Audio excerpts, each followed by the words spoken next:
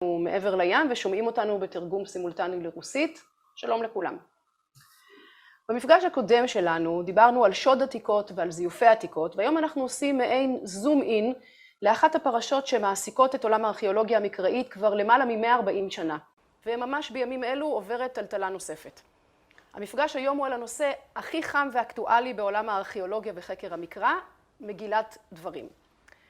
ב-1883 הכריז סוחר העתיקות הירושלמי מוזס וילהלם שפירא על תגלית יוצאת דופן. 15 כתבי יד שכביכול התגלו כמה שנים קודם לכן על ידי בדואים במערה ליד ים המלח.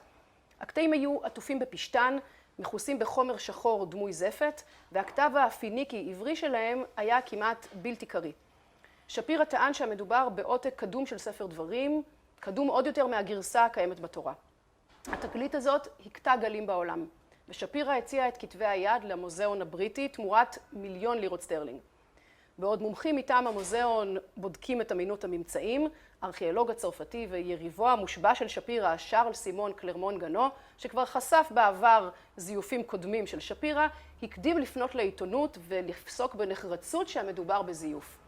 כשהמומחים של המוזיאון הצטרפו למסקנה הזאת, שפירא עזב את לונדון אבל וחפוי ראש, וכעבור חצי שנה, במרץ 1884, התאבד בחדר בית המלון שלו ברוטרדם. המגילות נמכרו זמן קצר לאחר מכן במכירה פומבית במחיר מצחיק, ומאז נעלמו עקבותן. מגילות עתיקות שכתובות על אור, עטופות בפשטן, מצופות בחומר דמוי זפת, שנמצאו במערות ליד ים המלח. אם הסיפור הזה מהדהד לכם משהו מוכר, זה לגמרי מובן, ובצדק. גילוין של מגילות ים המלח הגנוזות בנסיבות כמעט זהות 70 שנה אחר כך, והבנה שהן דווקא מקוריות, היה נדבך נוסף בתעלומה הגדולה של מגילת דברים של שפירא. ומה אם היא לא הייתה מזויפת? אולי עבד כאן לנצח נכס חסר תקדים. זה בדיוק מה שטוען פרופסור עידן דרשוביץ, חוקר ישראלי שהיום משמש כראש הקתדרה למקרא לפרשנות המקרא באוניברסיטת פוצדם. בשנים האחרונות הוא חזר למסמכים של שפירא ופרסם מחקר שמסקנתו מטלטלת ושנויה במחלוקת. לא זו בלבד שהמגילות של שפירא לא היו מזויפות, ככה הוא טוען, אלא שהמדובר בעותק הקדום ביותר של ספר דברים, עותק שקדום עוד יותר לעותק שאנחנו מכירים מהתורה. כדי לברר את כל הפרשה הזאת, אנחנו מאוד שמחים לארח כאן הערב את פרופסור ישראל קנול, חוקר מקרא והיסטוריון מהחוג למקרא באוניברסיטה העברית, עמית מחקר במכון שלום הרטמן בירושלים, מרצה אורח באוניברסיטאות הרווארד וסטנפורד וברקלי בשיקגו, ואין ספק שגם נתקלתם בספרים שלו, מאין באנו, הצופן הגנטי של התנ"ך, איך נולד התנ"ך, מחלוקת המשיח ועוד. פרופסור קנול פרסם מספר התייחסויות למחקר של פרופסור דרשוביץ מעל דפי עיתון הארץ, ולכן הזמנו אותו לעשות לנו קצת סדר בדרמה הגדולה הזאת.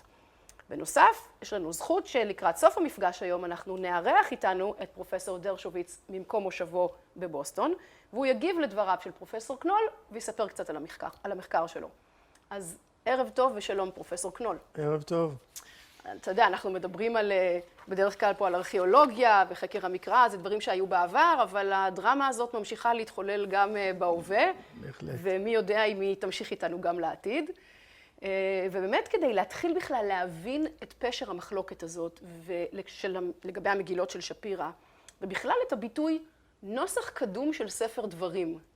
אנחנו צריכים ללכת קצת אחורה, נכון? ולהבין משהו בסיסי על תהליך התגבשות התורה בתקופת המקרא, ובעיקר אחר כך בתקופת בית שני. טוב, התורה, חז"ל אומרים, ניתנה מגילות מגילות. כלומר, היא מופיעה כמסורות שונות ונפרדות, שבשלב מסוים, ונדבר עליו, הן אוחדו כולן וחוברו לספר התורה שמונח לפנינו. אבל יש להם גם ביוגרפיה שקודמת לעריכתן בספר. המקרה של ספר דברים הוא מקרה מיוחד, כי ספר דברים הוא יחידה נבדלת מארבעת החומשים הראשונים. הוא כתוב כדיבור של משה אל ישראל, ולא כמו בחומשים הקודמים שיש בהם הרבה דיבור ישיר של השם אל העם. ספר דברים גם יש לו סגנון מיוחד, הסגנון, אנחנו קוראים לו במחקר הדויטרונומיסטי, הדברימי, וזוהי חטיבה מיוחדת בתוך התורה. מחקר המקרא מראשית צעדיו, מזהה את ספר דברים עם אותו ספר תורה שנמצא במקדש בימיו של יאשיהו המלך.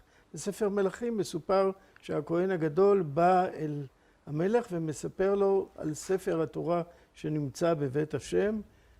המלך קורא את הספר הזה, מזדעזע ממה שכתוב בו. זה הופך להיות אירוע. זה הופך להיות אירוע, והוא בעקבות הספר הזה מטהר את הפולחן, כורת ברית על בסיס הספר הזה, והספר הופך להיות מסד לחיים הדתיים של ממלכת יהודה באותה תקופה. אנחנו מדברים סביב שנת 620 לפני הספירה. הסיבה שבדרך כלל חושבים שזה ספר דברים זה באמת בגלל שהדבר המרכזי שמופיע בו זה, נכון, ריכוז הפולחן בירושלים ובמקדש, נכון. וזה באמת מה שיאשיהו עשה. זה מה שיאשיהו עושה. הוא סוגר בעצם, מבטל את מקומות הפולחן מחוץ לירושלים, ובסיפור מופיע בעיקר החגיגה של הפסח.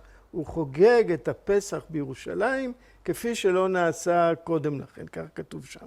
כי ספר דברים באמת בניגוד, נגיד להוראות שיש בספר שמות, שהפסח שם הוא קורבן הנעשה בבית, כל אחד בביתו. הפסח לפי ספר דברים נעשה במקום אשר יבחר, כלומר בעיר המקדש המרכזית.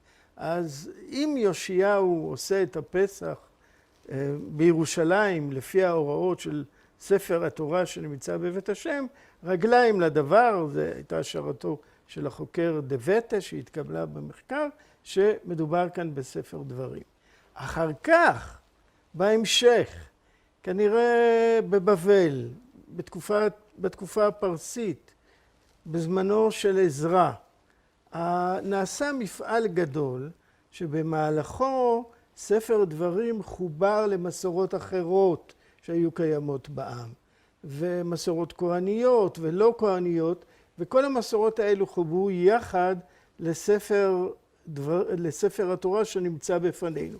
כלומר, בתהליך הזה ספר דברים חובר למסורות האחרות, אבל גם, זו הדעה הרווחת במחקר, הוכנסו בו כל מיני תוספות. על ידי האורחים שבזהות שלהם, כמו עזרא הסופר, היו כהניים. עזרא בא עם הספר הזה לירושלים, כפי שמסופר בספר נחמיה, הוא קורא אותו במעמד גדול שהתרחש בראש השנה, ואז זה בעצם הפרסום של התורה בירושלים. הגרסה הכמעט סופית. הגרסה הכמעט סופית של התורה. אחר כך יכול להיות שעוד הוכנסו תוספות קצרות, אבל הגרסה הכמעט סופית מפורסמת. וגם כאן יש לנו סיפור על חג הסוכות, שלא חגגו אותו קודם לפי מה שכתוב בספר, והם חוגגים אותו לפי מה שהם שומעים עכשיו מתוך הספר. אז רואים תמיד את הקשר שבין פרסום גרסה של הספר לבין החיים. מיד זה תופס מקום בחיים. אז אתה מדבר עכשיו על תהליך, וצריך להגיד לטובת הצופים שלנו, המאזינים שלנו, ששומעים לראשונה את הדבר הזה, אנחנו שומעים פה כל מיני רכבי משטרה שעוברים במקביל, אתה בעצם מדבר על תהליך שהוא לא התיאור המסורתי, נכון, של ספר התורה שניתן מאלוהים למשה או לעם כחטיבה אחת, הומוגנית, שנכתבה על ידי מקור אחד. אתה מדבר במובהק על תהליך של התגבשות ושל עריכה. כן, אני מדבר על תהליך של התגבשות ועריכה, שבהחלט יכול להיות ששורשיו הקדומים חוזרים, ראשיתו חוזרת לעידנים הקדומים ולתקופת משה, אבל הוא מתהווה בתהליך מצטבר והולך של יצירות ספרותיות, שירה, סיפור, חוק, שהולכים ומתגבשים דור אחר דור. אז זה, אתה אומר, החתימה, אם נשתמש במושגים שאנחנו מכירים אותם יותר מהתהליך של המשנה ושל התלמודים, החתימה של התורה נעשתה מתי, פחות או יותר? במאה החמישית לפני הספירה. אוקיי. בתקופתו של עזרא. ואז מה? ואז מה? כי מפה מתחיל איזשהו פיצול של איך מתייחסים למסמך החתום הזה, נכון? נכון. אז פה יש לנו בעצם פיצול בין העמדה הפורשית, שהיא גם העמדה החז"לית, שאומרת, סוף הנבואה זה חגי, זכריה ומלאכי, כשאת מלאכי מזהים עם עזרא אצל חז"ל. אז זאת אומרת, בתקופה הזאת, בתקופתו של עזרא, פסק עידן הנבואה, אין יותר נבואה. ואז אפשר להבדיל באופן חד בין התורה שבאה לידינו בהתגלות נבואית, לבין מה שאנחנו רוצים לפרש ולהוסיף ולתמצת וליצור על בסיס התורה. וכל זה, לפי עמדתם של הפרושים וחז"ל, נעשה בעל פה. זו ההחלטה הגדולה של תורה שבכתב ותורה של בעל פה, כדי לשים חיץ ברור ומוחלט בין התורה החתומה לבין כל מה שנעשה אחר כך. כל מה שנעשה אחר כך במשך מאות שנים נעשה על פה, עד שאחרי שנים רבות מחליטים לכתוב את המשנה, את התלמוד וכו'. אבל ההבחנה הזאת של תורה שבכתב, תורה שבעל פה, באה לקדש ולנעול את התורה החתומה. זו התורה שבכתב. אנחנו מוסיפים פרשנות, הפרשנות שלנו בעל פה. זו העמדה הפרושית שתהפוך להיות העמדה החז"לית. אבל יש קבוצות אחרות שזה לא מקובל עליהם. הם לא מקבלים את העניין הזה שהנבואה הסתיימה, הם חושבים שהנבואה לא הסתיימה, והם חושבים שאפשר להוסיף טקסטים כתובים לתורה, או גם לשכתב את התורה ולהוסיף בה הוספות. זאת אומרת, התורה נחתמה, אבל לא הרמטית. לא סופית. לא סופית. גרסה לא סופית. בוא נחכה, זה גרסה לא סופית. טיוטה לא סופית. טיוטה לא סופית. מה שעזרא קורא בירושלים זה טיוטה לא סופית. אז אפשר, וזו התורה השומרונית, להוסיף כל מיני הרמוניזציות ולהכניס את הר גריזים. כשכתוב בספר דברים, דיברנו על זה המקום אשר יבחר, אז אפשר לפתור את התעלומה. מה זה המקום אשר יבחר? הר גריזים.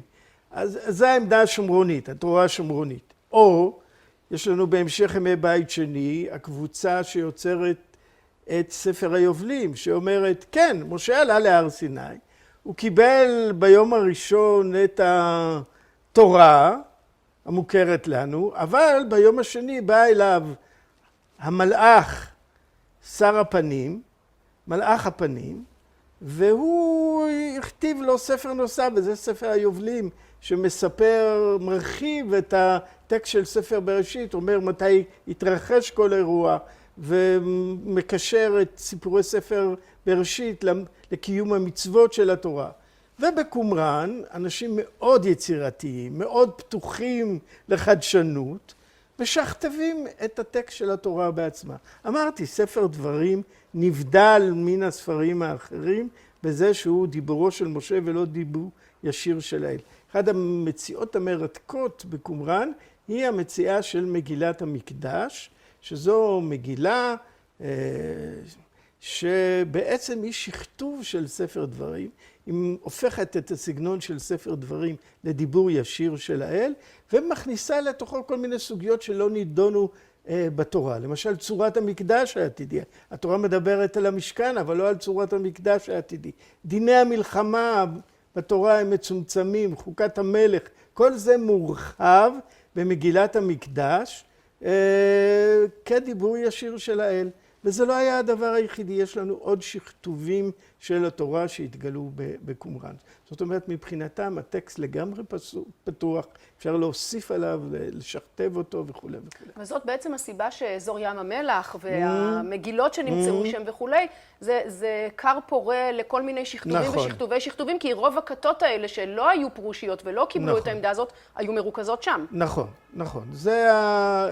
זה המקום שבו יש לנו את העדויות הרבות ביותר לתפיסה הזאת שהטקסט של התורה לא חתום, אפשר לשכתב אותו, להוסיף עליו, אפשר לרכך את המחלוקות שבו, כלומר, הרי בתוך התורה עצמה, אם דיברנו על הפסח, למשל, אז יש לך הוראות בישול סותרות לפסח. בספר שמות כתוב שאסור לעשות אותו, לא תאכלו ממנו נע ובשל מבושל במים, כי אם צלי אש. ספר דברים אומר, ובישלת ואכלת, מה אני אעשה? צולים ומבשלים. מבשלים. אז כבר ספר דברי הימים מנסה לפתור את זה, בישלו באש, יוצר את המונח בישלו באש. והוא קיבל ביום הראשון את התורה המוכרת לנו, אבל ביום השני בא אליו המלאך, שר הפנים, מלאך הפנים, והוא הכתיב לו ספר נוסף, וזה ספר היובלים, שמספר, מרחיב את הטקסט של ספר בראשית, אומר מתי התרחש כל אירוע, ומקשר את סיפורי ספר בראשית לקיום המצוות של התורה. ובקומראן, אנשים מאוד יצירתיים, מאוד פתוחים לחדשנות, משכתבים את הטקסט של התורה בעצמה. אמרתי, ספר דברים נבדל מן הספרים האחרים, בזה שהוא דיבורו של משה ולא דיבור ישיר של האל. אחד המציאות המרתקות בקומראן היא המציאה של מגילת המקדש, שזו מגילה שבעצם היא שכתוב של ספר דברים, היא הופכת את הסגנון של ספר דברים לדיבור ישיר של האל, ומכניסה לתוכו כל מיני סוגיות שלא נידונו בתורה. למשל צורת המקדש העתידי. התורה מדברת על המשכן, אבל לא על צורת המקדש העתידי. דיני המלחמה בתורה הם מצומצמים, חוקת המלך, כל זה מורחב במגילת המקדש כדיבור ישיר של האל. וזה לא היה הדבר היחידי, יש לנו עוד שכתובים של התורה שהתגלו בקומראן. זאת אומרת, מבחינתם הטקסט לגמרי פתוח, אפשר להוסיף עליו, לשכתב אותו וכו'. וזאת בעצם הסיבה שאזור ים המלח והמגילות שנמצאו שם וכו', זה כר פורה לכל מיני שכתובים ושכתובי שכתובים, כי רוב הכתות האלה שלא היו פרושיות ולא קיבלו את העמדה הזאת, היו מרוכזות שם. נכון, נכון. זה המקום שבו יש לנו את העדויות הרבות ביותר לתפיסה הזאת שהטקסט של התורה לא חתום, אפשר לשכתב אותו, להוסיף עליו, אפשר לרכך את המחלוקות שבו, הרי בתוך התורה עצמה, אם דיברנו על הפסח, למשל, אז יש לך הוראות בישול סותרות לפסח. בספר שמות כתוב שאסור לעשות אותו, לא תאכלו ממנו נע ובשל מבושל במים, כי אם צלי אש. ספר דברים אומר, ובישלת ואכלת, מה אני אעשה? צולים ומבשלים. מבשלים, אז כבר ספר דברי הימים מנסה לפתור את זה, בישלו באש, יוצר את המונח בישלו באש. במגילת המקדש פותרים את כל המחלוקות האלה על ידי שכתוב שמטשטש את המחלוקות הפנימיות. זה אחד הסימנים של השכתובים, טשטוש המחלוקות והגרסאות הסותרות בתוך התורה, וזה חשוב לעניין שלנו. או בדיוק, אז זה חשוב לעניין שלנו, בגלל שאפשר היה לחשוב שאם מוצאים איזשהו טקסט שבו אין מחלוקת, אולי הוא טקסט קדום, אולי הוא טקסט שקודם לעריכה הלא מוצלחת, שבתוכה יש סתירות פנימיות, אבל אתה אומר דווקא לא. לא, זאת אומרת, התורה היא ספר פלורליסטי, באופן מזעזע, הוא נותן לנו חוקים סותרים. איזה ספר זה של חוק שיש בו הדרכות סותרות באלף ואחד עניינים? פסח, עבדות, ערי מקלט, סותר את עצמו כל רגע. פלורליזם קיצוני, וגם בסיפור, מה קרה? נוח הביא 2-2 או חילק בין הבהמה הטהורה לשאינה טהורה? בראו את האדם, את האדם והנקבה ביחד? ביחד, או הצלע מצלעו? בראשית א' או בראשית ב' צלע מגופו של האדם. אתה המום מהסתירות האלה. וזאת התורה, היא משמרת את המחלוקות. ואז באים אנשים שהם לא פלורליסטים, בקומראן לא היה פלורליזם בכלל, מושג המחלוקת זר למחשבה הקומראנית, הוא מקודש אצל חז"ל, אבל הוא זר אולי גם אצל אלוהים הוא מקודש, כן, לפי חז"ל כן. כן. ולכן בקומראן מנסים לטשטש את המחלוקות. אז המאוחר מטשטש את הסתירות והמחלוקות שנמצאות בקדום. אוקיי, אז עכשיו אנחנו נצלול אולי ללמה זה נורא חשוב, גם ההקדמה הזאת שעשית לנו, כי כשאנחנו, וגם לסיפור הזה של הטשטוש המחלוקת כעדות לזה שזה משהו מאוחר. כי עכשיו אולי יהיה לנו יותר קל להבין, למה מתכוונים כשאומרים זה ספר דברים, זאת גרסה מוקדמת של ספר דברים, עד כמה היא מוקדמת, אולי היא אחת ממגילות ים המלח שהן שכתוב של ספר דברים, אבל הטענה של שפירא, ואחר כך אנחנו נשמע גם את פרופסור דרשוביץ בעצמו, היא שמדובר בגרסה דווקא קדומה למעמד החתימה הזה, כן. שדיברת עליו, נכון, של עזרא. נכון, כי הטענה של שפירא ושל, אני קורא לו עידן, הוא היה תלמיד שלי, של עידן, היא שזו מהדורה קדומה של ספר דברים. מה הכוונה קדומה? אני אצטט את עידן. מה שעידן טוען, ספר דברים שבידינו, שנכלל בתורה הארוכה שהתפרסמה בזמנו של עזרא, הוא עבר עריכה כהנית, נוספו בו אלמנטים כהניים על ידי העורכים הכהניים.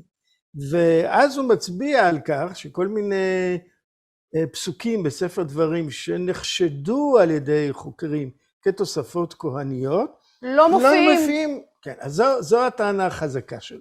אבל, אני אומר, יפה, אבל עידן, אתה עשית חצי עבודה.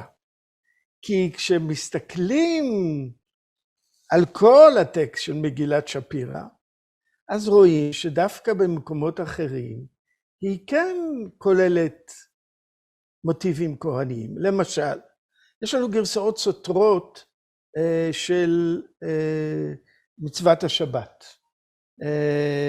בעשרת הדיברות. בשמות כף, מצוות השבת נקשרת, מנומקת, שמות כף פסוק י', כי 6 ימים עשה השם את השמיים ואת הארץ ואת כל אשר בם, וינח ביום השביעי. אולי אנחנו יכולים לראות את זה על המסך עכשיו, את הפסוקים האלה של, אני מקווה שאולי רואים את זה על המסך. ולעומת זאת, בספר דברים, פרק שבת מנומקת, וזכרת כי עבד היית בארץ מצרים. במחקר מקובל לראות את הגרסה בשמות כף כגרסה כהנית, משום שהיא חוזרת לסיפור הבריאה בבראשית א', שהוא סיפור כהני, כך מקובל לראות אותו, שמספר על בריאת העולם ב6 ימים ומנוחת האל ביום השביעי. והנה במגילה של שפירא, אני מקווה שאת זה כן נוכל לראות על המסך, נאמר, כן, הנה יש לנו את זה על המסך, קדש את יום השביעי ושבעת בו, כי 6 ימים עשיתי את השמיים ואת הארץ וכל אשר בם, ושבעתי ביום השביעי, על כן תשבות גם אתה ובהמתך וכל אשר לך, אנוכי אלוהים אלוהיך.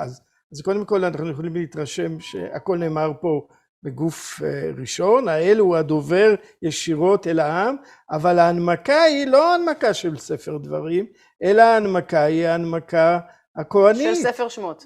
של ספר בראשית, של שמות שמבוסס על בראשית, שזו הנמקה כהנית. כמו כן, בעשרת הדיברות במגילת שפירא, זה בעצם לא 10 הדיברות, יש דיבר נוסף, שנוסף בסוף הטקסט של הדיברות. לא תשנא את אחיך בלבביך, אנוכי אלוהים אלוהיך. אז אתם שמים לב לאנוכי הזה שכתוב כאן באופן חסר, ואנחנו גם לזה נתייחס בהמשך. ואנוכי אלוהים אלוהיך, הוא נמנע הרבה פעמים משימוש בשם המפורש, אלוהים במקום השם המפורש, דברים כאלו מוכרים בקומראן. אבל כשאנחנו שואלים את עצמנו, מאיפה זה בא הדבר הזה? לא תשנא את אחיך בלבביך, אנוכי אלוהים אלוהיך. אנחנו מכירים את הפסוק הזה. פרשת קדושים, ויקרא י"ט, לא תשנא את אחיך בלבביך, הוכח תוכיח את עמיתך, ולא תישא עליו חטא. כלומר, ספר ויקרא הוא מקור כהני כהני פר אקסלנס, הוא לוקח, כתוב כהני פר אקסלנס, ומשבץ אותו ב10 הדברים, אז איך אפשר לומר שזה לא עבר עריכה כהנית?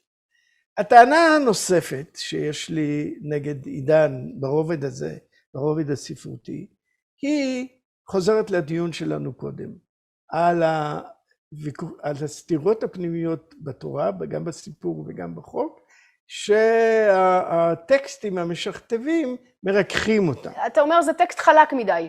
הוא מחליק. כן. הוא מחליק את התורה, והדוגמה המובהקת היא בסיפור של בעל פאור. אני לא יודע אם יש לנו את זה כאן.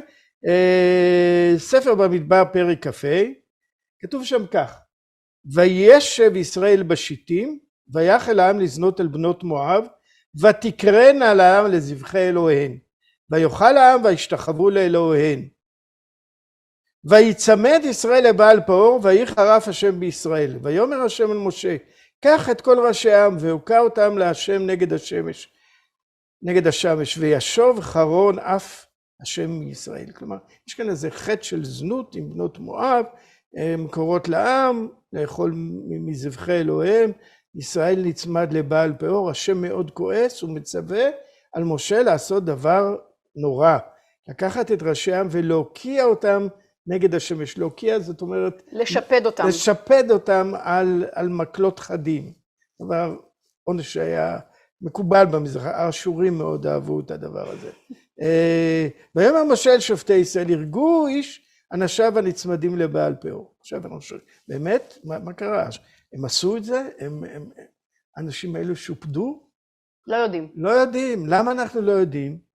כי ביד חזקה ובזרוע נטויה, הסיפור הזה נחתך. אולי זה היה too much. too much. יכול להיות. ותחתיו אנחנו מוצאים. והנה איש בא מבני ישראל בא, ויקרב אליך את המדיינית, לעיני משה ולעיני כל עדת בני ישראל. והם הבוכים פתח אוהל מועד. וירא פנחס בן אלעזר בן אהרון הכהן, ויקום מתוך העדה, ויקח רומח בידו, ויבוא אחר איש ישראל אל הקובה, וידקור את שניהם, את איש ישראל ואת האישה אל קובתה, ותעצר המגפה מעל בני ישראל. פתאום אנחנו בזירה אחרת לגמרי. מדיינית בכלל. מדיינית, המואביות נעלמו, ופתאום באה מדיינית, ומדובר פה על, אין פה עניין של עבודה זרה, אלא חטא של קיום יחסי מין עם אישה מדיינית. ופנחס, הגיבור הכהני, הוא זה הקנאי הגדול שלוקח רומח בידו, הורג אותם, ובזה עוצר את המגפה מעל בני ישראל. אז אתה בעצם אומר שיש פה 3 סיפורים שונים. נכון. שאיכשהו ביד עורך נכון. לא מאוד, נכון. או כן מאוד, אני לא כן. יודעת. האמת היא שזאת יד עורך מאוד מאוד טובה, כי אני לדוגמה, אף פעם לא שמתי לב לזה, עד שלא קראתי את מה שאתה אומר, שיש כן. בסיפור הזה 3 סיפורים שונים. כן. אני יודעת, מואביות, מדייניות. לפחות 2. אני חושב ש3, אבל לפחות 2. כלומר, סיפור מואביות, שאולי הוא נחלק גם הוא בתוכו ל2, והסיפור המדייני. ומה עושה כאן מגילת שפירא? אולי יש לנו את זה, כן.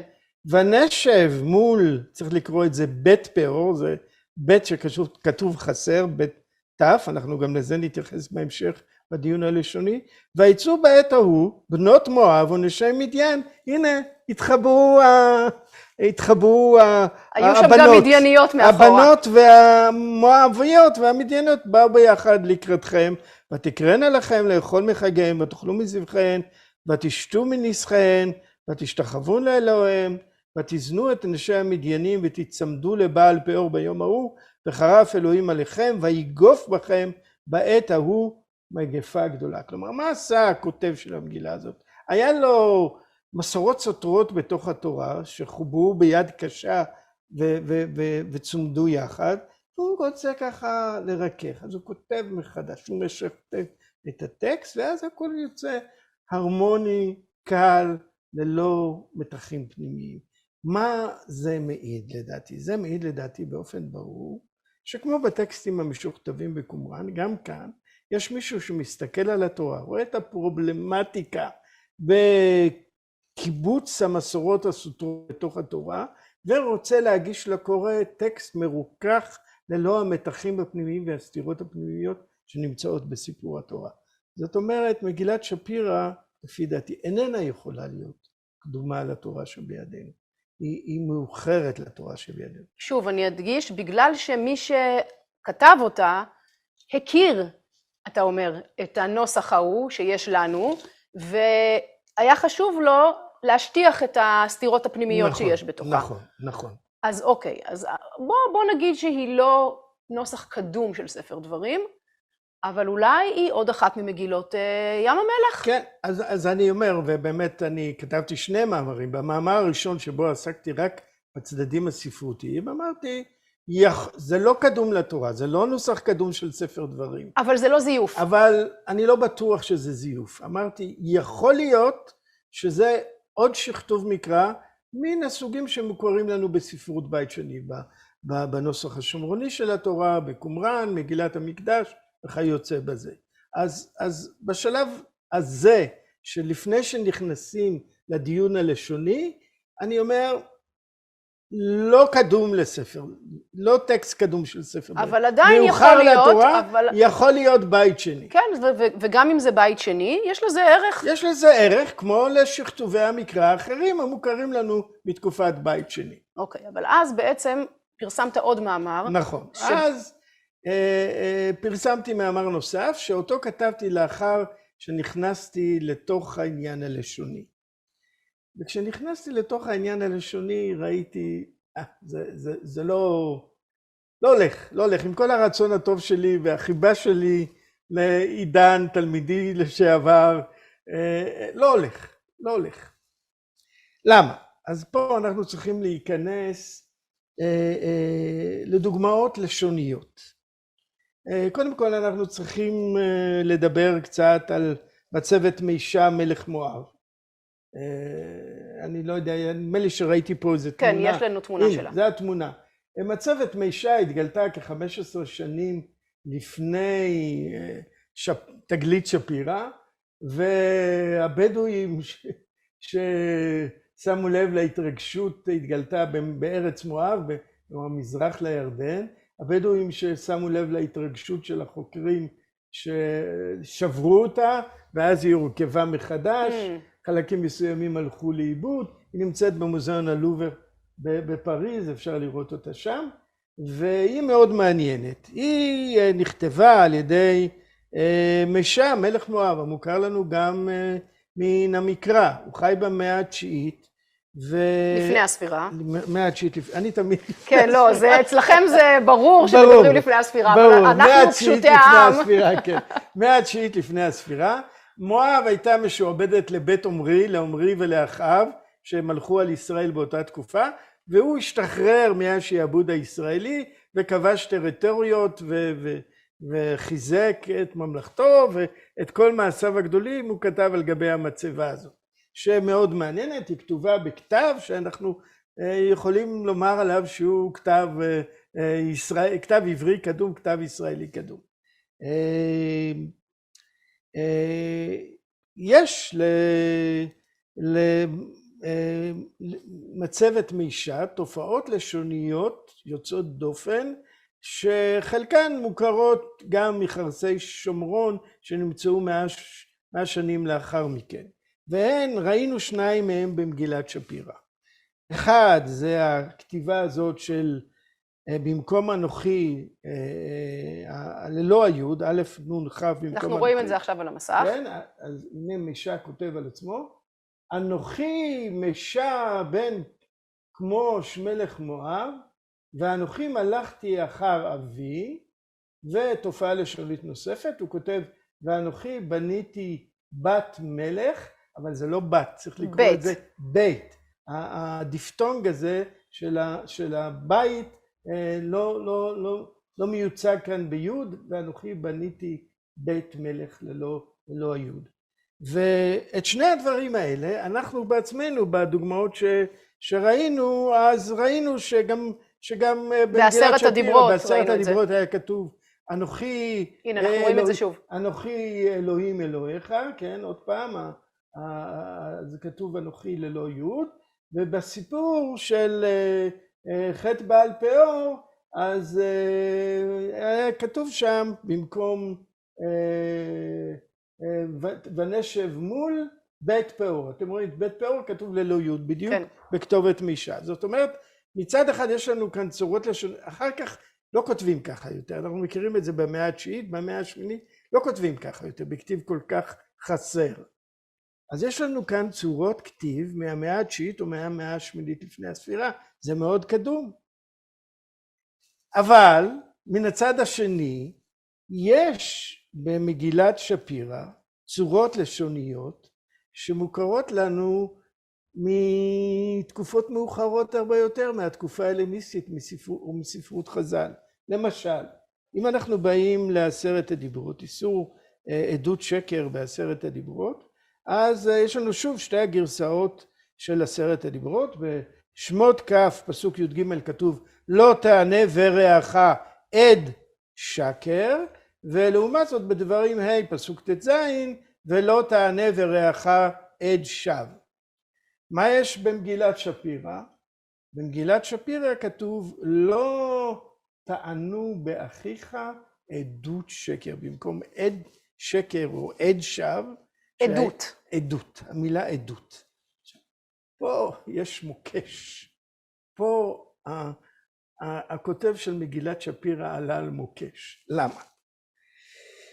כי המילה עדות עברה מהפך סמנטי אחרי תקופת המקרא. בתקופת המקרא, עדות פירושה מצווה או חוק.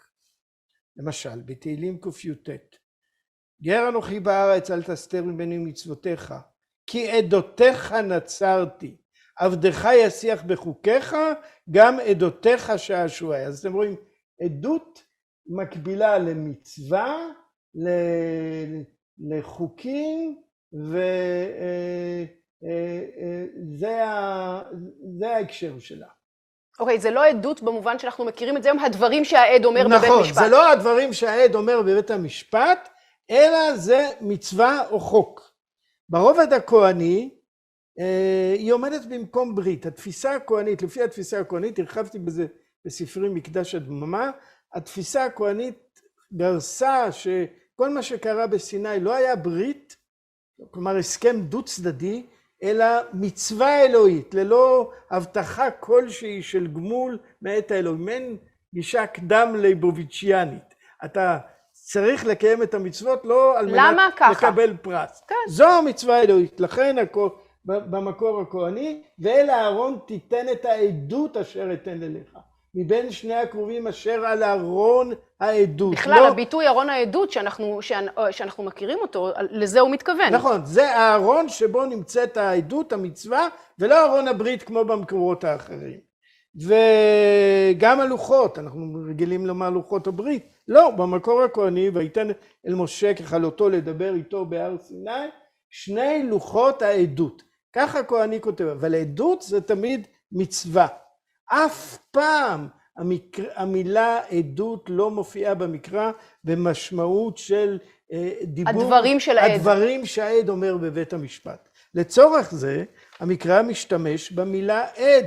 על כך ניתן ללמוד מן ההקבלה שיש לנו בסיפור היפה על לבן ויעקב, שלבן בורח מבית עשיו, סליחה, יעקב בורח מבית לבן, ולבן רודף אחריו, הם נפגשים, ואחרי דיון סוער הם עושים סולחה ברית, זאת באמת ברית דו צדדית. נכון, נכון, ומקימים איזשהו גל אבנים שיסמל את הברית הזאת. ואז נאמר, ויקרא לו לבן יגר סהדותא, ויעקב קרא לו גל עד. יגר פירושו גל. סהדותא זאת עדות בארמית, אבל יעקב משתמש במילה עד. כן. זאת אומרת, כשכתוב במקרא לא תענה ברעך עד שקר, הפירוש הוא, המילה פה על ענו מתייחס למסירת עדות בבית המשפט באופן מובהק. לענות עד שקר פירושו לבוא לבית המשפט ולשקר. לשקר ולומר דברי שקר. זה עד שקר, לא עדות שקר. אין עדות שקר במקרא. מתי נולדת המילה עדות במובן של הדברים שהעד אומר? היא מופיעה בספר בן סירא לראשונה במאה השנייה לפני הספירה, תן עדות למראש מעשיך, והיא נכנסת אחר כך ללשון חז"ל, אני אצטט מתלמוד בבלי ברכות י"ד עמוד ב', כל הקורא קריאת שמע בלא תפילין כאילו מעיד עדות שקר בעצמו. כלומר, כאשר נוסח הדיבר לא תענה ברכה את שקר מומר ומנוסח במגילת שפירא לא טענו באחיך עדות שקר, זאת אומרת מי שכתב את זה הוא הכיר את לשון חז"ל ואימץ כאן את לשון חז"ל, זה לא לשון מקרא. יש לנו, זה ביטוי אנכרוניסטי פשוט. אנכרוניסטי, לא יכול להיות, זאת אומרת, אלא אם כן המגילה היא מזמן חז"ל. זה הכוונה, כן. אוקיי. משתמשים פה, זה לא אנכרוניסטי, זה הפוך. משתמשים פה כאילו בזמן מאוד מאוד קדום, במילים שרק אחר כך הם נולדו. זאת אומרת, מצד אחד אני כבר, הם מתחילים לחוש את הבעיה. מצד אחד יש לנו צורות לשוניות עתיקות מאוד, כמו בכתובת מישה. אנוכי המקוצר הזה, ובת במקום בית. מהתשיעית לפני הספירה, ופה יש לנו דברים שמוכרים לנו לראשונה 200 לפני הספירה, והרבה יותר אחר כך בלשון חז"ל. נלך עוד פעם לפתיחה של 10 הדיברות אצל שפירא. אנוכי, בוא נקרא את זה עכשיו, אנוכי אלוהים אלוהיך, עוד פעם, במקום השם אלוהיך, אלוהים אלוהיך, אשר החרתיך מארץ מצרים מבת עבדים, בית עבדים, כן, עוד פעם הבת בית הזה. מה זה אשר החרתיך מארץ מצרים? אנוכי השם אלוקיך אשר הוצאתיך מארץ מצרים. הוצאתי אותך לחירות. הפועל הזה, החרתיך, לא מופיע במקרא. הוא דווקא פועל מאוד יפה. יפה מאוד. מאיפה הוא יכול לקחת את זה? זה מופיע בתרגומים הארמיים לתורה שהם מתקופת חז"ל. למשל, בתרגום המיוחס ליונתן, ובראשית את זין ב' הכתוב אומר, ותאמר שרי אל אברהם, הננה עצרני השם מלדת, בוא נא אל שפחתי. ואז התרגום המיוחס ליונתן אומר, ואמרת שרי לאברהם, כדן מנעני השם מלמלד, ולבת אמתי, ואחרינה מים, מי מתבן מינה וקבל אברהם לממר שרי. כלומר, שרה אומרת לאברהם, אני מנועה מללדת, השם מנע אותי מלדת. לך אצל אמתי ולבת אמתי, שפחתי, ואחרינה, אני אשחרר אותה, הוציא אותה לחירות. אז החרתיך הזה כנראה מבוסס על מה שנמצא בתרגומים הארמיים.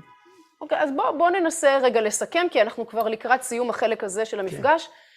אתה בעצם אומר שאם היית, כשהסתכלת רק על הרובד הספרותי, אז זה שכנע אותך שלא יכול להיות שהמגילה של שפירא היא גרסה הקדומה של ספר דברים, נכון. כי מי שכתב אותה או ערך אותה, הכיר את הסתירות וטשטש אותם, ועוד מכל מיני סיבות אחרות שדיברנו עליהן קודם.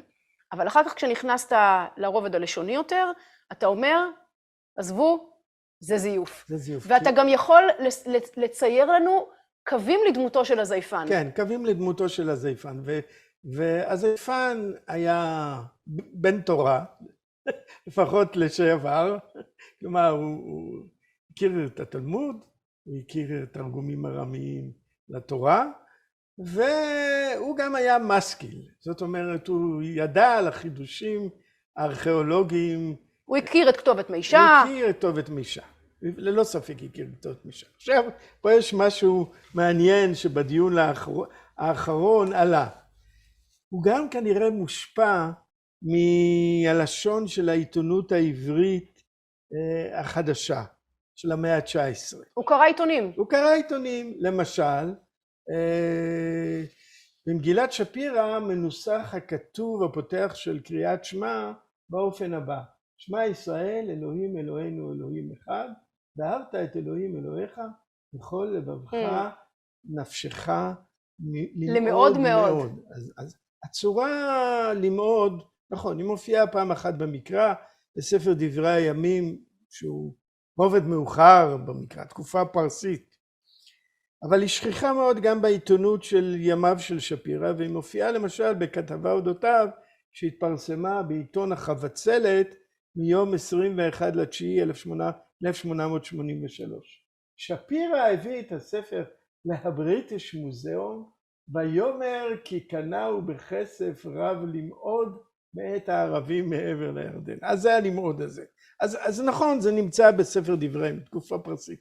אבל אז אני לא אשען כל כך על העיתונות, למרות שזה נראה שהוא הכיר הזייפן הכיר את העיתונות. אבל אני אומר, הסלט הזה שיש פה, בין דברים מאוד עתיקים, כמו צורות שמופיעות בכתובת מאישה ולא אחר כך, לבין דברים מאוד מאוחרים, זה אומר שמישהו פה לא אדם קל ערך, זאת אומרת, הוא היה למדן, הוא היה משכיל, הוא התמצא.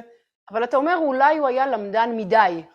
הידע שלו קצת הפיל אותו בפח. נכון, זאת אומרת, אני חושב הוא נגרר אחרי תלמודו.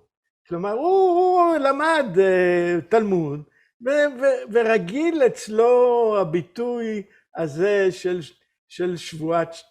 מאישה, של עדות שקר. כן. לא מאישה, עדות שקר.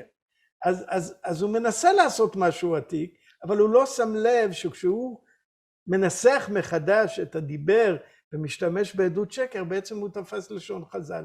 הוא נופל בפח של למדנותו. כן. טוב, תראה. דבר אחד אני חושבת שבכל זאת מה שאתה אומר פה עושה, זה מנקה את שפירא מהזייפנות.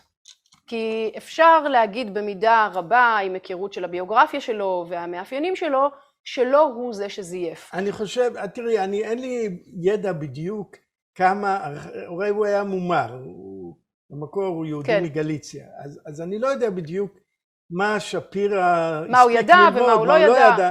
בסדר, אבל מה שמנקה אותו בעיקר זה התיקייה של המסמכים שלו,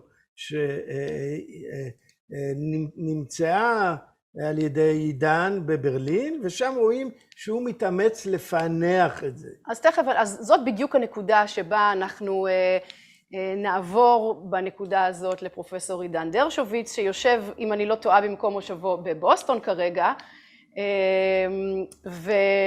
ונציג אותו. פרופסור עידן דרשוביץ הוא ראש הקתדרה למקרא ולפרשנות המקרא באוניברסיטת פוצדם, הוא בוגר האוניברסיטה העברית וישיבת הר עציון. ב-2017 הוא נבחר לחבר העמיתים של אוניברסיטת הרווארד. שני ספרים שלו יצאו לאור השנה, The Dismembered Bible, המקרא המסורס, ו-The Valediction of Moses, ספר נאום משה, וציפור קטנה גם לחשה לי שהוא חוגג היום יום הולדת. אז בכלל אנחנו שמחים מאוד מאוד לארח אותו כאן, ולשמוע את מה שיש לו להגיד על הדברים שנאמרו עכשיו, ובכלל על המחקר בנושא שפירא. אז שלום עידן. שלום לכם, תודה רבה שהזמנתם אותי להגיב בקצרה לדברי פרופסור קנול. אני רוצה להקדים ולומר שזה כבוד גדול להיות על אותה במה, אמנם במה וירטואלית, עם מורי ורבי ישראל קנול, ודעתנו חלוקות בעניין הזה, אבל זו מחלוקת לשם שמיים. אז שנייה אחת. אתחיל עם תגובה לדברי ישראל, הדברים שהוא אמר עכשיו, ואחר כך אציג בקיצור נמרץ את טענותיי המרכזיות שלהן ישראל לא כל כך התייחס עכשיו. אז בפרסום הראשון של ישראל קנול על הנושא בעיתון הארץ, וכן בשיחות שהיו לנו, הוא קיבל כמעט כל טענותיי על כתבי היד של שפירא והטקסט שמצוי בהם, שאני קורא לו ספר נאום משה או The Valediction of Moses. הוא היה אז בדעה שמדובר בחפצים אותנטיים ועתיקים, גם אם לא מימי בית ראשון, כפי שהוא הסביר עכשיו, הוא חושב שזה משהו קצת יותר מאוחר, אבל אותנטי. כל הדוגמאות הספרותיות שהוא הביא היום, בעל פאור ויקרא י"ט וכולי, כפי שהוא עצמו מודה, לא מוכיחות דבר לגבי שאלת האותנטיות. בכל זאת אשמח להתייחס לדוגמאות הללו בהמשך. אז אחרי הפרסום הראשון, ישראל חזר בו, והוא פרסם מאמר עם מסקנה אחרת לגמרי מהראשונה, שמדובר בזיוף. זאת בעיקר בגלל מילה אחת, הוא מופיע בספר נאום משה, וזו עין דלת תף, שישראל קורא עדות. אז הטענה של ישראל מורכבת מ4 חלקים, שלדעתי כולם שגויים. הטענה הראשונה היא שיש לקרוא את המילה עין דלת תף, עדות, ולא עדת. דבר שני זה שמשמעות המילה פה היא testimony, דבר שלישי זה שמשמעות זו מתועדת לראשונה בכתבי חז"ל, והדבר הרביעי שכל הדברים האלה מוכיחים שמדובר בזיוף. אז הבלשנית פרופסור נעמה פתאל כבר הגיבה לדברי ישראל לפני כמה ימים בכנס שהתנהל על הנושא, והיא הסבירה שהוא עושה פה טעות מתודולוגית, כשהוא מתמקד בתיבה עדות, כפי שהוא קורא את המילה, ולא במרכיבים של המילה. בשם המחשה, התיבה ובביתה לא מתועדת בתקופה המקראית, ובביתה, אבל ברור לכל בלשן שלא מדובר במילה מאוחרת, כי אנחנו יודעים שבתקופת המקרא, כל האלמנטים של התיבה ובביתה היו קיימים, בה בחיבור, בית, ואז הסיומת ה'. אותו דבר נכון לגבי עדות, שהיא שם עצם מופשט המורכב מהמילה עד, פלוס סיומת ההפשטה ות. שני המרכיבים מתועדים היטב בתקופת בית ראשון, זה בכלל לא משנה אם אנחנו מוצאים את האלמנטים ביחד או לחוד. אז זאת טעות בלשנית מתודולוגית, כפי שהסבירה נעמה פתאל. בנוסף לטעות הזאת, ישראל עושה כאן לדעתי טעות יותר יסודית,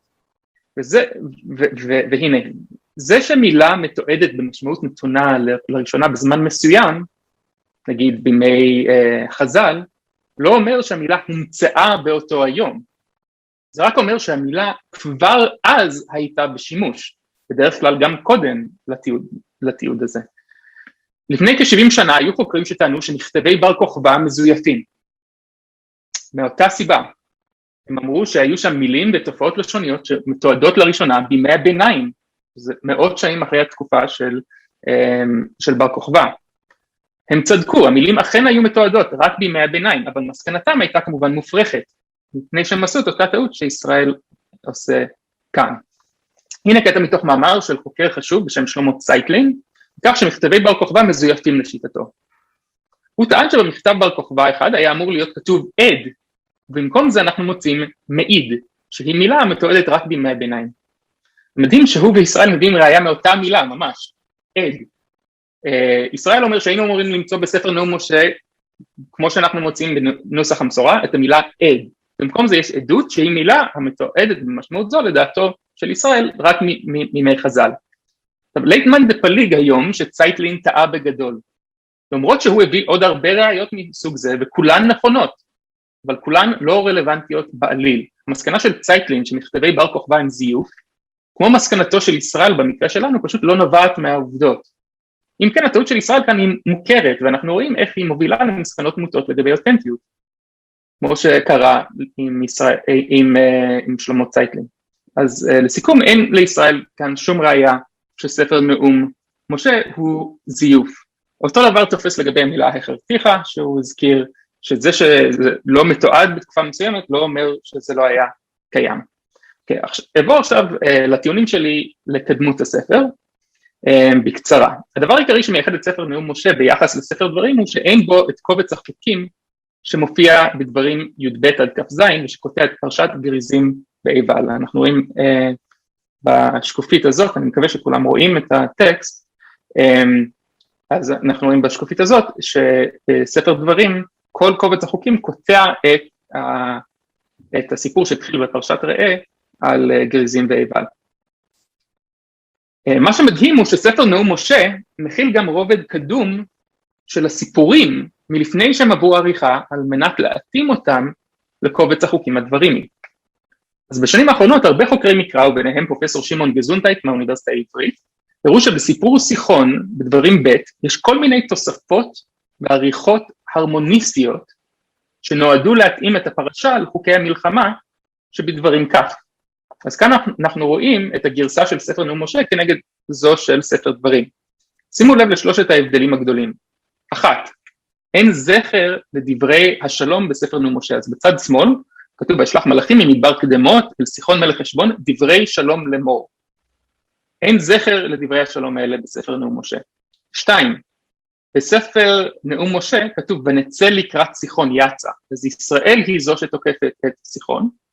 מצד שני, בנוסח המסורה כתוב, ויצא סיחון לקראתנו, אז סיחון הוא זה שתוקף את ישראל. הדבר השלישי הוא, שבספר נאום משה אין זכר לשלל או ביזה, כפי שיש לנו בספר דברים. אז הנה אנחנו רואים את החוק שבדברים כך.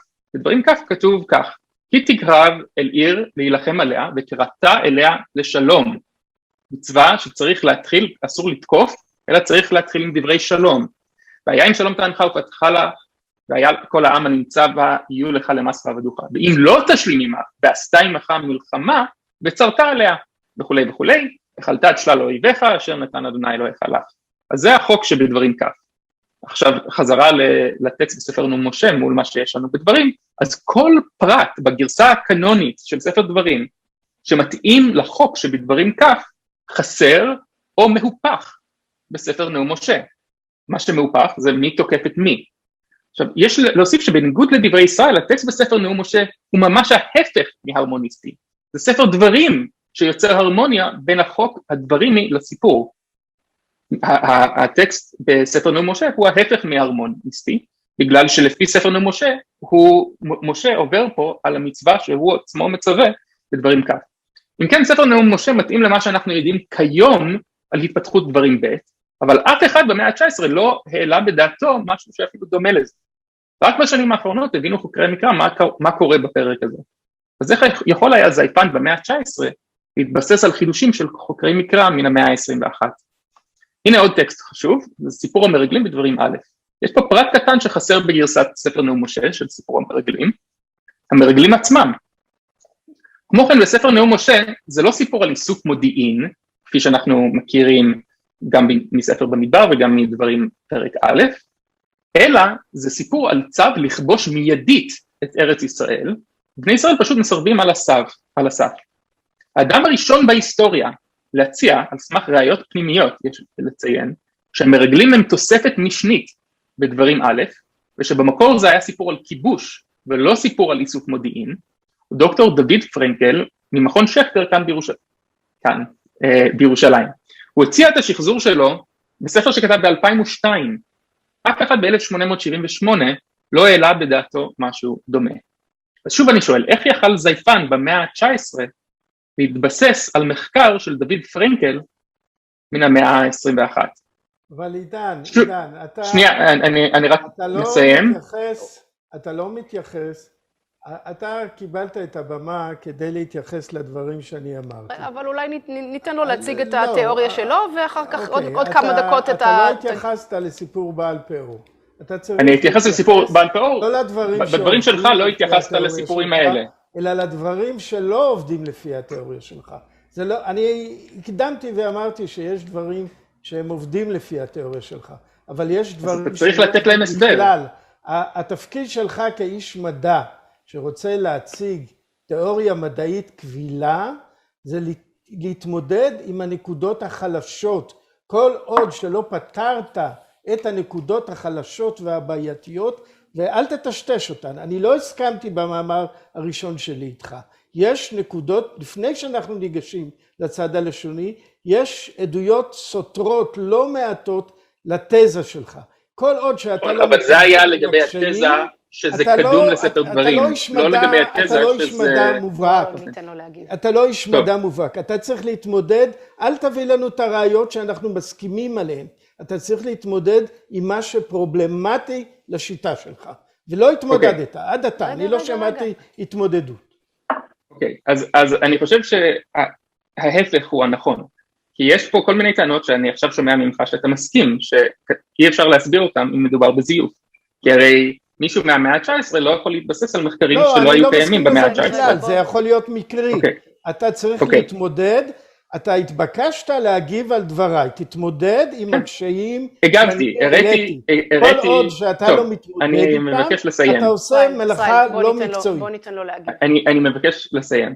אז קודם כל התמודדתי, הראייה היחידה שהבאת לכך שמדובר בזיוף, ולא לטקסט שמבוסס על ספר דברים הקנוני או משהו כזה, אבל יכול להיות אותנטי ועתיק. הדבר היחיד שאמרת, זה היה טענה לשונית. לא נכון, לא נכון. הטענה שלי נגד התיאוריה שלך באופן הספרותי מבוססת על סיפור בעל פאור. אבל בעל פאור, כפי שאמרת, אל תלך למקומות הקלים והנוחים. אז אני אדבר על בעל פאור, אני אדבר עכשיו על בעל פאור, אבל בעל פאור, אני רק מזכיר לכולם, שבעל פאור הבאת במאמר הראשון שלך בארץ, שעוד אמרת שמדובר בטקסט אותנטי, אבל לא קדם דברימי. לכן אני עושה פה חלוקה בין שתי טענות. טענה אחת שלי, שמדובר בטקסט אותנטי. טענה שנייה, היא שמדובר בטקסט שהוא קדם דברימי, אוקיי? צריך להבחין בין שני הדברים האלה. אתה בעצמך עכשיו אמרת שהסתכלת על סיפור בעל פאור ועל הסיפורים האחרים, חשבת עוד שעדיין יכול להיות שמדובר בטקסט שהוא קדום, והטענות הלשוניות, למשל עדות, ואת רק את עדות ואת החרתיך, מראות שמדובר בזיוף. אבל הסברתי עכשיו שמדובר פה בטעות מתודולוגית, שהיא אותה טעות שעשה שלמה צייטלין, שהוא טעה ואמר, שהוא טעה ואמר שמכתבי בר כוכבא הם מזויפים. אוקיי, אני אתייחס בשמחה לכל הדוגמאות שהבאת עכשיו, ושוב אני מציין שהטקסט שאנחנו רואים פה, בספר נאום משה, הוא לא הטקסט ההרמוניסטי, אלא ספר דברים הוא הטקסט ההרמוניסטי. אז אני אגיד עכשיו כמה דברים על ויקרא י"ט, אני מוסיף את זה עכשיו בעקבות הדברים שישראל אמר וביקש, אז יש את סיפור בעל פאור, יש את לא תשנא את אחיך בלבביך, שזה מופיע בויקרא י"ט, עכשיו זה לא, מה שאתה אומר שלא תשנא את אחיך בלבביך מופיע בטקסט כהני בויקרא י"ט, זה כמובן משהו שאני בעצמי כותב בספר, כן? זה לא משהו שנוגד לתיאוריה, שסותר את התיאוריה שלי, אלא חלק מהתיאוריה שלי, כתבתי על זה פרק שלם, שזה פרק הרביעי בספר שלי, The Valediction of Moses, ומה שהראיתי שם, זה שויקרא י"ט מבוסס על טקסט שהוא זהה או דומה למה שיש לנו בספר נאום משה. זה שאתה רואה איזשהו קשר בין ויקרא י"ט לעשרת הדיברות, אגב, כבר חז"ל וכל חוקרי המקרא גם כן רואים קשר בין ויקרא י"ט לעשרת הדיברות, זה משהו שמקובל על ידי כולם במחקר, אז זה שאתה רואה קשר לא אומר שעשרת הדיברות בספר נאום משה או בנוסח המסורה מבוססים על ויקרא י"ט. דיברת על חצי עבודה, זה חצי עבודה להגיד יש פה קשר, ולכן טקסט X מבוסס על טקסט Y, ולא להפך, או לא אפשרות שלישית, ש-X ו-Y מבוססים על טקסט אחר, Z. אז זה שאתה רואה איזשהו קשר בין ויקרא י"ט לעשרת הדיברות בספר נאום משה, וכן בנוסח המסורה, לא אומר שהשני מבוסס על הראשון. לגבי בעל פאור, בעל פאור זה דווקא דוגמה מופלאה לתיאוריה שלי, היא לא דוגמה שסותרת את התיאוריה שלי, אלא דוגמה שתומכת בתיאוריה שלי. אם מסתכלים על הטקסט במדבר, אז אתה קורא לזה סיפור בעל פאור, אבל כולנו קוראים לזה בעצם בשם אחר, סיפור פנחס. הסיבה שאנחנו קוראים לזה סיפור פנחס, זה כי הדמות המרכזית בסיפור הזה הוא פנחס, ויש שם הרבה מאוד חומר שכולם מסכימים שהוא חומר כהני. יש את פנחס בן אלעזר בן אהרון הכהן, שברור שזה חלק מהסיפור הכהני, יש שם את אוהל מועד, יש שם את המילה שהזכרת, יש את עדה, יש כל מיני מרכיבים שם שמוסכמים על ידי כולם, שמוסכם על ידי כולם, שהם אלמנטים כהניים. כל הדברים האלה חסרים בגרסת ספר נאום משה, ויש לנו במקום זה טקסט אחר, שאין בו מילה אחת שנשמעת לנו כהנית. הטענה שלך היא שיש שם את המדיינים, ואתה מייחס, לפי שיטתך, לפי התיאוריה שלך, אתה מייחס את המדיינים לרובד שהוא במקור כהני. זאת זכותך לטעון ככה. אתה מטעה, שנייה, אני אסיים, אני אסיים. זה לא תיאוריה שלי. אוקיי, לא רק שלך. התורה מסכימים שהסיפור על המדיינים כאן הוא סיפור כהני. זה לא טענה שלי. השאלה היא, אני לא אומר שהיא רק שלך, אני לא אומר שהיא רק שלך, אבל היא תיאוריה, ולקבוע מסקנות לגבי אותנטיות מתיאוריה, מהשערה, זה בעיה מתודולוגית נוספת. אז בסיפור בעל פאור, אתה עובד כנראה מתוך הנחת יסוד, או לפחות ככה משתמע מדבריך, שלא יעלה על הדעת שמחבר הקטע הזה, המחבר הכהני של הקטעים פנחס וכולי, לא הכיר איזשהו טקסט קדום יותר, שממנו הוא יכל לשאוב את למשל אלמנט המדייניות. שוב, כל עוד לא הוכחת שהמאפיין הזה התחיל, שהוא נולד, שהוא נוצר ברובד מסוים, אז אין לך בכלל ראייה פה, ולכן אתה לא הסברת איך זייפן מהמאה ה-19, אפילו בסיפור בעל פאור, היה יכול לשחזר טקסט שהוא קדם כהני בכל האלמנטים מלבד לשיטתך אנשים המדייניות. מה שאני טוען זה שיש לנו פה בסיפור בעל פאור, כמו בסיפור המרגלים, כמו בסיפור מריבה, כמו בסיפור קורח ודתן ואבירם, בכל מקומות האלה אנחנו רואים שהרובד הכהני הכיר טקסט שהוא קדם כהני ודומה לטקסט שיש לנו בספר נאום משה, ולכן הכל מסתדר לפי שיטתי, אין שום בעיה שאנחנו נמצא בחומר כהני אלמנטים שהגיעו מטקסט שהוא קדם כהני. אז לכן מה שאני מבקש ממך, זאת אומרת, דיברת על חצי עבודה ודיברת על זה שמדען צריך להסביר גם את הדברים שלא תואמים לתיאוריה שלו, אני מבקש לשמוע ממך איך אתה מסביר את זה שזייפן במאה ה-19 הוא קלה בול לשחזור של דוקטור דוד פרנקל מ-2002. אני רוצה לדעת איך אתה מסביר את זה, שהוא קלה בול להשערה של שמעון גזונטייט ואחרים, לגבי התפתחות סיפור סיחון בדברים ב'. עידן, אני רוצה, תודה רבה על הדברים, אמנם היה לך מעט זמן להגיב וככה לשים את הדברים על רגל אחת, אבל אני חושבת שהדגמתם פה איך מחלוקת לשם שמיים שהקדמת ואמרת שהיא יכולה גם היא להיות מאוד ככה סוערת ונוקבת. אז תודה על הדברים האלה, וכפי שהמאזינים והצופים שלנו רואים, אנחנו כבר חרגנו מהשעה שלנו, אבל בגלל שזה נושא כל כך חשוב ואקטואלי וחם, אז אנחנו ממשיכים עוד כמה דקות, ואנחנו נשמע את התשובה שלך, פרופסור קנול, לשאלות של עידן, שהגיב לשאלות שאתה שאלת אותו, בסדר. ובסוף אולי גם יהיו לנו כמה דקות לשמוע שאלות מהמאזינים והצופים שלנו. אני אומר ככה, קודם כל, אם אתה עובד במסגרת המתודה המחקרית, אתה לא יכול פתאום לקפוץ ממנה כשזה לא נוח לך, ולומר טקסט שכולם מסכימים, כל החוקרים מסכימים שהוא טקסט כהני, מי אמר שהוא טקסט כהני? נדבר על הסיפור של פנחס. זה לא לגיטימי.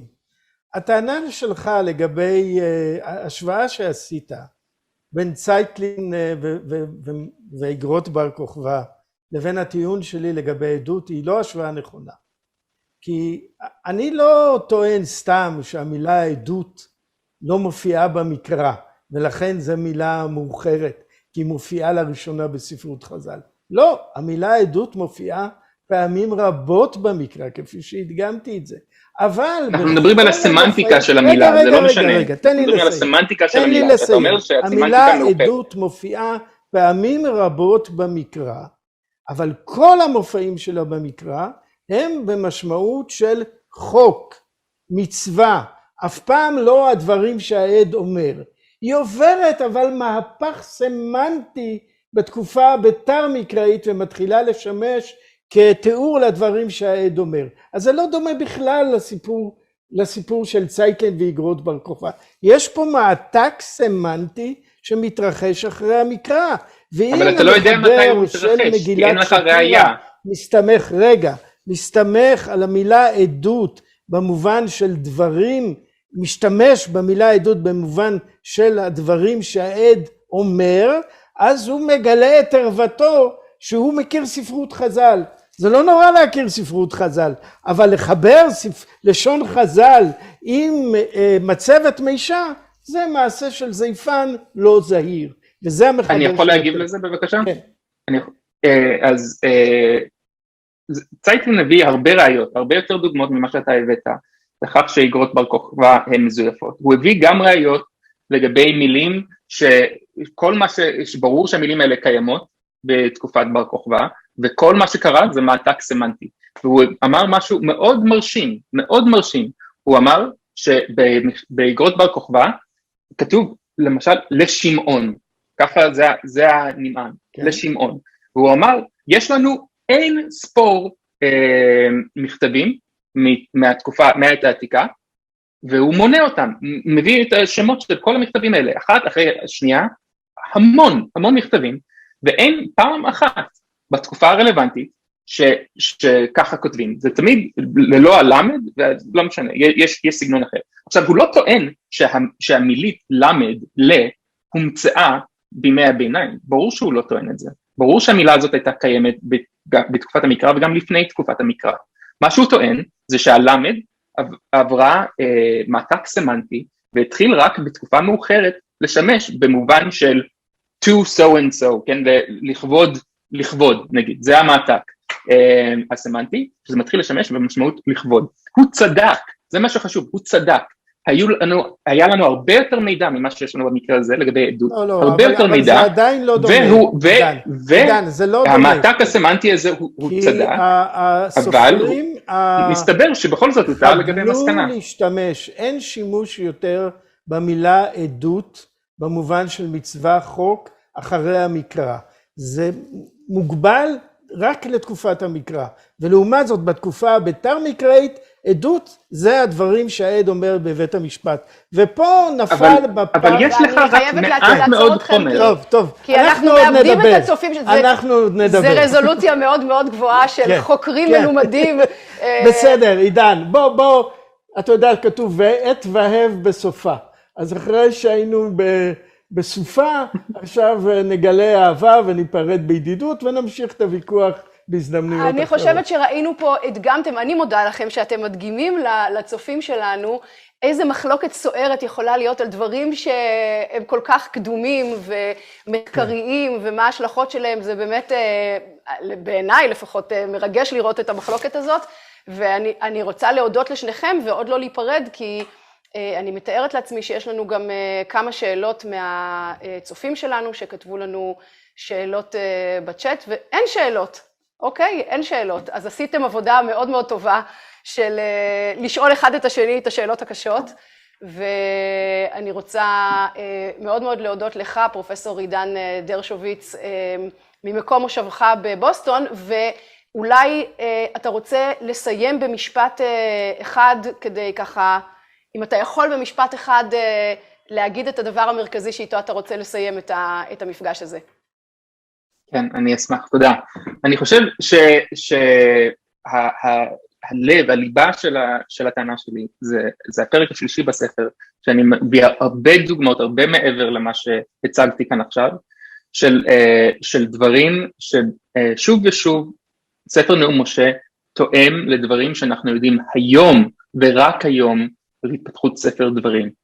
במאה ה-19 לא ידעו כמעט כלום על התפתחות ספר דברים, וזייפן לא יכל להתבסס על כל מיני שחזורים ורעיונות, שבעצמם מבוססים על שינויי פרדיגמה שחלו דורות אחרי מותו. ולכן המסקנה ברורה, ספר נאום משה הוא ספר עתיק ביותר, והוא קדום עוד יותר מספר דברים הקנוני שבתנ"כים שלנו. תודה רבה. ואני חייבת להגיד שאני לא מבינה כלום, לא בארכיאולוגיה ולא בחקר המקרא, אבל מה שקראתי על מהדברים שלך שכתבת, אז אפשר לראות שיש לך גם איזשהו, אתה מאוד מושקע בלגאול את שפירא מהסוף הטרגי שלו, ובאיזשהו מקום להחזיר לו איזשהו כבוד אבוד, אז שוב, אמרתי, אני לא מבינה כלום בארכיאולוגיה ולא בחקר המקרא, אבל באנשים אני קצת מבינה, אז אני חושבת שזה כשלעצמו דבר יפה. אני רוצה לומר שלדעתי, עידן גאל את הכבוד האבוד של שפירא, בזה שהוא גילה שהוא לא כתב את הטקסט הזה, אלא רק השתדל לפענח אותו. אבל בזה ניקינו את שפירא מאשמת הזיוף. אני עדיין, כפי שאמרתי, חושב שזה זייפן, ואנחנו אולי פעם אפילו נוכל להגיד מי היה הזייפן, אני לא בטוח. אבל אלו דברים שאולי עוד יתבררו בהמשך. בכל אופן זה בוודאי סיפור מרתק. סיפור מרתק ומחלוקת לשם שמיים. תודה רבה לשניכם שהצטרפתם אלינו, תודה לצופים שלנו שהצטרפו אלינו. אנחנו יוצאים לסוג של פגרונת, וחוזרים למפגש האחרון בסדרה שלנו ב-13 ליולי, מפגש לקראת תשעה באב, חורבן ירושלים וממלכת יהודה, המפגש הזה יהיה עם פרופסור אבי פאוסט. אני רוצה מאוד להודות לדוקטור חגי משגב, היועץ האקדמי שלנו, לליאור רזון הצלם, לאריאל זמר המלווה הטכני ולברוריה פקטור שמלווה את ההפקה. תודה רבה לכם, להתראות.